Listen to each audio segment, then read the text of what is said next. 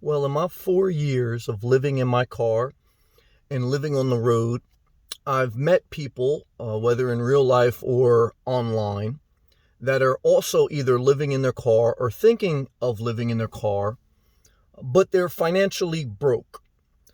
In many instances, they are living in poverty. And in the United States of America, poverty is considered if you make $1,000 a month or less. So many people who have a desire to live in their car or who are living in their car are senior citizens living off Social Security.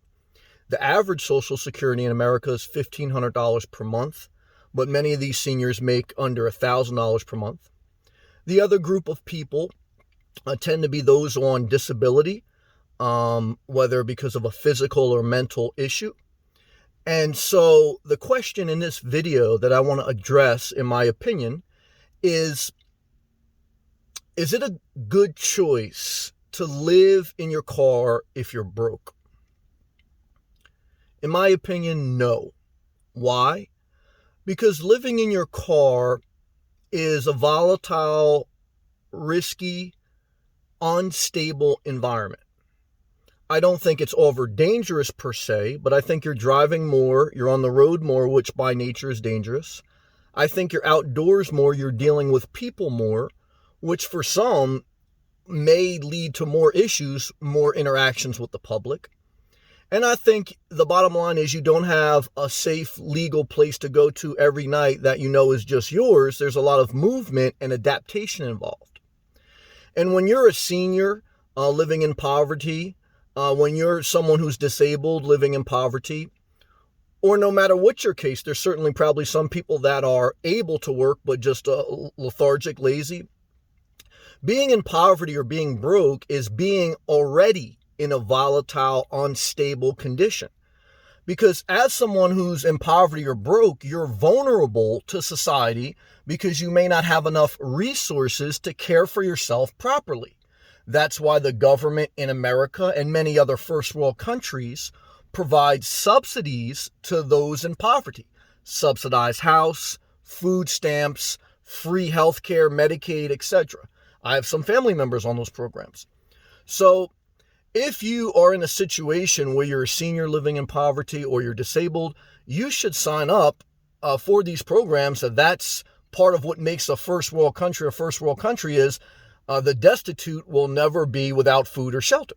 Now, you have to play the game a little bit as far as you have to go through the system. You have to go through the process, which can be overwhelming for some. If you're a drug addict or if you have severe mental issues, sometimes you don't want to go through the system. You want to be totally independent. And that's what leaves a lot of people even more vulnerable. But I would say if you're disabled or if you're a senior on very low Social Security or you're just in poverty for whatever reason, if you can legally qualify for subsidies, at least get yourself a subsidized house, some food stamps, and maybe get a basic vehicle. That way, if you wanted to travel for adventure or live a little bit more independent life, you still have a car, you have a vehicle, and you can take weekend trips or longer. But you always have a safe, legal place to go back to with your subsidized apartment or whatever. You always have food through food stamps. You always have Medicaid to take care of your needs. So while it may be overwhelming to sign up, many people, even disabled people, and seniors, they eventually, if they're willing to, they can sign up and get these programs. So I don't think people who are broke should live in a car because you're already unstable and you're adding more instability to your life. You're adding more unnecessary risk to a life. When you're in poverty, it's high risk. And I always say, like, life is a risk reward ratio. There's no life, rich, poor, in the middle, that is without risk. Life itself is risky, but we can't avoid risk, but we want to mitigate it, lessen it, so that we can do things with a level of assurance or stability to take calculated risk. And so, you don't want to take unnecessary risks. You want to take calculated risks. And that's what you learn as you mature. And that way too, like if you have some stability and you have a car to take some calculated risk, you want to go on a weekend trip or whatever, maybe you can also start to get your life under some footing where you can maybe pick up some side income, or through this stable environment, maybe work on whatever issues you're facing in life, and you can develop yourself, and better yourself. And that's what the programs are for. And that's how you should always address when you're in an emergency situation. And being broke is an emergency. You need to address it with stability, okay, and through the self-care or support system to get you back to a point where you are out of this danger zone. And being broke is in a danger zone. So those are my honest thoughts through my life experience and through my knowledge with family members and people that I've met, that I believe is good wisdom. It's good counsel. It's not a sales pitch. I'm not trying to oversell you. I'm not trying to pump fear in you. I'm giving you rational, common sense things. Whether you like some of my videos or whether you don't, this video is very straight, practical, not a lot of emotion, not a lot of fluff. It's direct talk with a fair mind that can appeal to many people and answer the question that if I'm broke, should I live in my car? And the answer always is, if you have no other choice, then you do it, but try to get into these assisted programs to get out of this emergency situation so you can get your feet back under you. And then if you want to travel in your car or whatever, then you can at least do it with a level of stability in your life where you're not putting yourself at risk in society or in the world, and you're going to overwhelm yourself mentally, physically, and financially.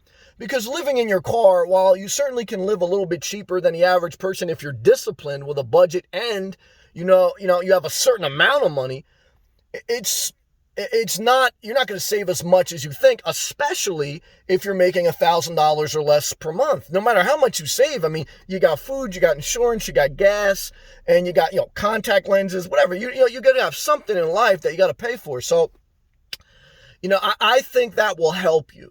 Okay. If you are trying to figure out, how do I get out of this bad situation? Okay. And in a first world country, you're blessed. Not only can anyone, if you have a level of mental capacity and a driver's license, you could DoorDash, you could work at Walmart. But if you're a senior and you can't work or you can't do these basic jobs, then get your subsidies. That's what they're there for. And get some stability in your life. And then if you want to grow yourself, then venture out in small, calculated ways where you are still not out there vulnerable. Because that's not wisdom, that's not going to help you, that's not going to better you, that's not going to better society. So, again, society in some instances has its ills, but in some instances, in any first world country, you have a lot of opportunity to, even if you cannot do for yourself. And again, I got family members on some of these programs, so it's a reality. If you need the help, you get it, okay? And, and if you can do better for yourself, do it, because I don't know why someone who can do better for themselves doesn't want to. There's a lot of talented people that can, but this kind of video is not directed at people who are being lazy or not wanting to go after their best life. This is more directed at people that, again, are seniors. They're very elderly. They can't do much for themselves, or disabled mentally or physically. It is what it is. I mean, any of us could be in that circumstance. Now, do some people manipulate the system? Always. Rich people, poor people, middle people. But, look, what are you going to do? We're talking about, in general terms, we're addressing the major subject that comes up, especially to me on my channel, is living in your car wisdom. It's more risky than the average life, okay? But I'm not saying it shouldn't be done. But if you're in poverty, if you're broke, I think you're adding unnecessary risk. And when you're broke, you need stability, not more adventure, not more risk.